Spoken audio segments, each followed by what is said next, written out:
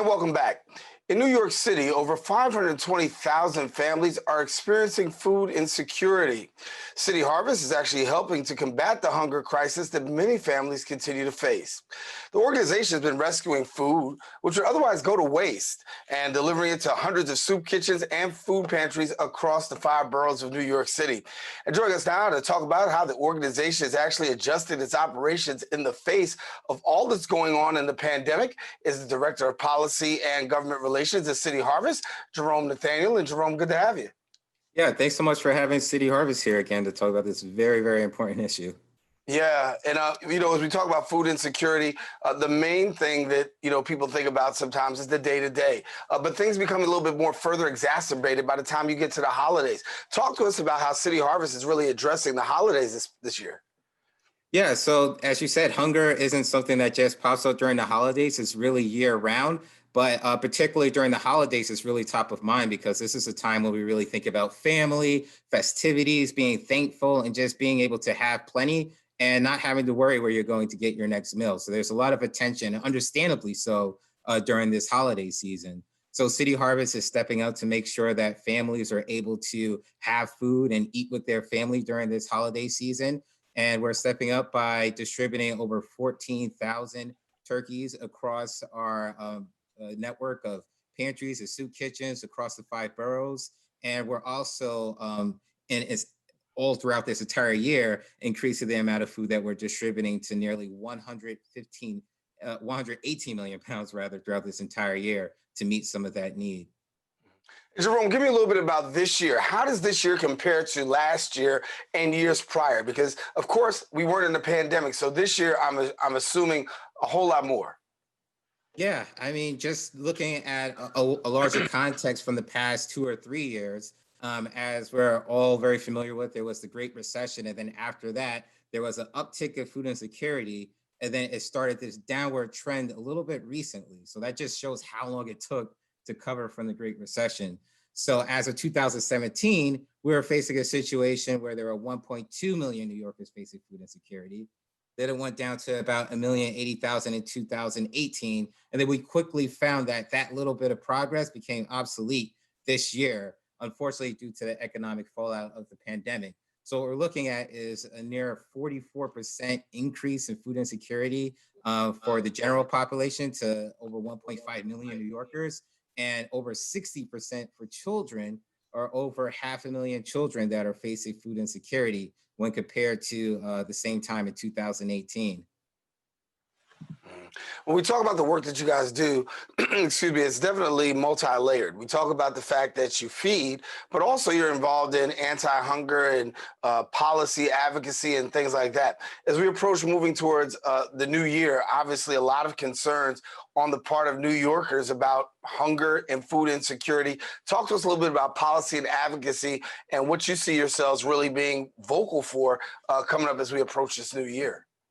Yeah, so if you really look at the need and the demand for emergency food, you can almost attach the timing for when more people were going to pantries and soup kitchens to around the same timing when a lot of different relief packages and programs were expiring. So you can look back at September, which was the same time that pandemic unemployment compensation was expiring. That's the extra $600 a week that individuals were receiving, which, by the way, is more than 2 million New Yorkers that are now facing unemployment or made unemployment claims. So around September, there was an uptick in individuals that went to pantry and soup kitchen programs. There was an uptick in individuals that were participating in the SNAP program. So unfortunately, we can almost anticipate that the same thing might happen when even more benefits expire at the end of this year, that people are going to be turning to emergency food programs to make sure that they're able to eat tonight, but also to make sure that people are able to eat tomorrow and throughout the year, to make sure that we're really supporting a comprehensive relief package that increases SNAP benefits and make sure that we're supporting New Yorkers that are facing food insecurity during these uncertain times. Yeah. And for those New Yorkers who are facing food insecurity in a time like this, talk to us because some people may not know where to go. And as things continue to change and, life happens, some people just need to have the actual resources of where to go. So where can people go to get some help during a time like this if they're in food insecurity? Yeah, so one thing I like to say is that we can't feed people retroactively. So we're going to continue to advocate for another relief package that is long overdue, and hopefully we see it early next year. But the fact of the matter is, while we're waiting for that relief package, people need to eat today. So I encourage people to go to City Harvest website, and you can look at our food map where it says find food. And we have a listing of all of our emergency food programs. We also have a listing of all of the DOE school food hubs because you can pick up food at select DOE schools, especially during these school closures. That's really important. And we also have on our map where we had 30 entirely new programs that we're able to open in areas that may have had pantries closed down or there were gaps in services. Well, I know you guys are doing some great work at City Harvest, and you've talked about some of the things that you're doing. Can you tell us exactly how people could actually participate in being a partner and supporting the work that you guys have going on? So there's a number of ways. So right now we're really at the heart of our daily news food drive.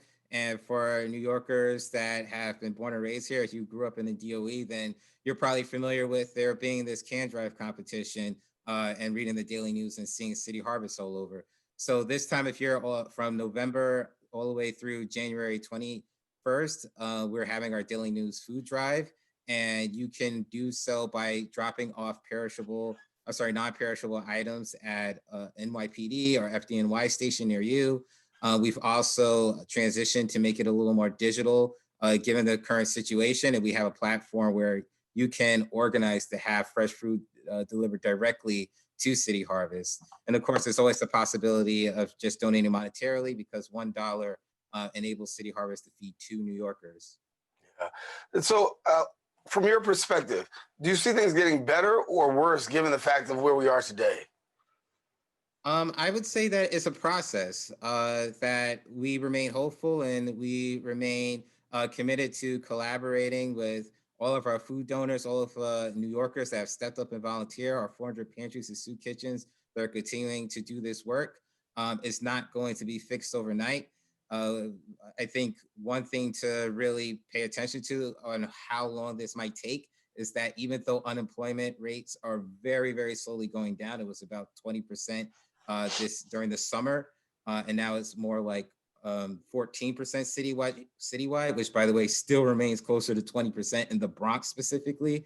Those unemployment rates are going down, but food insecurity is going up. It's still going steadily up. So we know that there is light at the end of the tunnel, but it's going to be a process that we're going to have to continue to make sure that we're increasing the food that we're sharing with, that we're delivering to our partners, that we're focusing on healthful food, and at the same time, we're also advocating for a comprehensive relief package to support families. Yeah. Jerome, we got to leave it there, but thank you so much for the great work that you guys are doing at City Harvest, and happy Thanksgiving to you. Yeah, thanks so much. Happy holidays to you too. Happy Thanksgiving.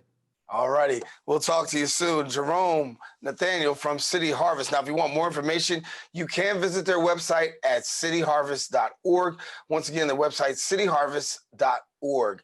We are taking a quick break, but we do have more open when we return. Stay with us. We're coming right back right after this.